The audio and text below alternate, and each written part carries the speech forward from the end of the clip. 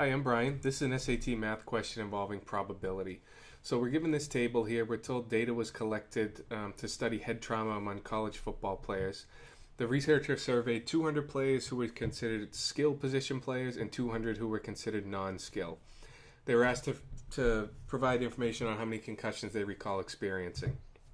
So the question asks, if a player is chosen at random, what's the probability that player is a skill player who has experienced no concussions, or, and that's a key word, a non-skill player who has experienced 4 or more concussions.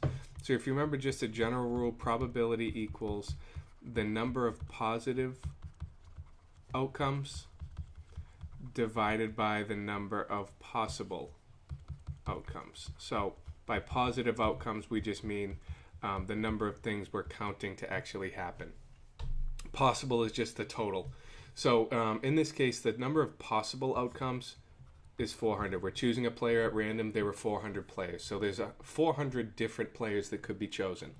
Now we want to figure out how many of them are skill players who have experienced no concussions or a non-skill player who's experienced 4 or more. This word "or" actually means the positive outcomes is satisfied by either one of those conditions being met. So we're going to take those two numbers and add them together. So for the skill player who has experienced no concussions, we go to our skill player row, no concussion column.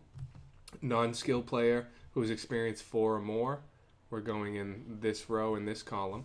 So together it's 164, and if you reduce that down, divide them both by 4, you get 41 out of 100, which is this first answer choice here.